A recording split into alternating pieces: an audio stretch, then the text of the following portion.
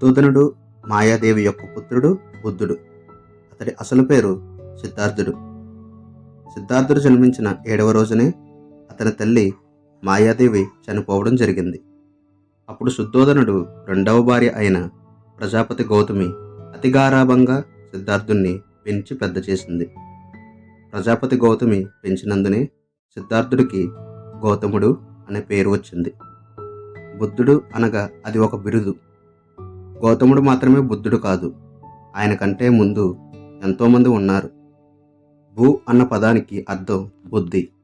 ఎవరైతే తమ బుద్ధికి అతీతులవుతారో వారు బుద్ధ. సత్య అన్వేషణను వెతుకుతూ సత్య మార్గాన్ని బోధించిన మహాపురుషుడు బుద్ధుడు. ఆయనను చాలామంది గొప్ప తత్వవేత్తగా కొనియాడతారు.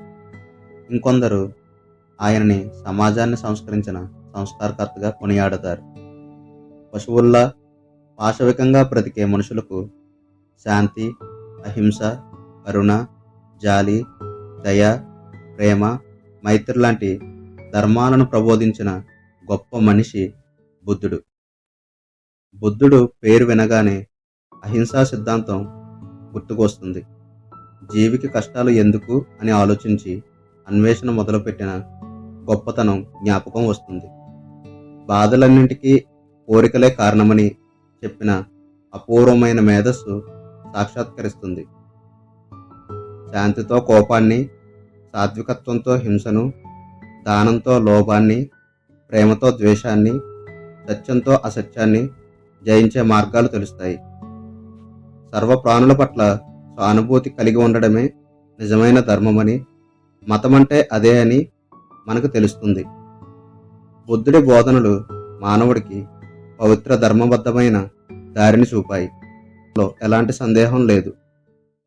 ఇప్పటికీ బుద్ధుడు జన్మించి 2500 సంవత్సరాలు అయినా కూడా ఆయన చూపించిన మార్గం ఇంకా అప్రహతి మార్గంగా సాగిపోతూనే ఉంది. ధ్యానాన్ని ఒక పనిగా చేయకు, ప్రతి పనిని ఒక ధ్యానంలా చేయమని.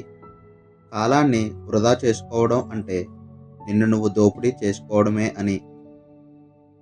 మన లోపల శత్రువు లేనంత వరకు మనల్ని బయట శత్రువు భయపెట్టలేడు అని.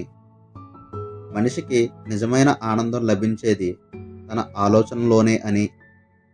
ఒక దీపం మరొక దీపాన్ని వెలిగించే విధంగానే మన సంతోషం మరొకరికి సంతోషానికి కారణం కావాలని తెలిపిన ఒక మహాపురుషుడు బుద్ధుడు.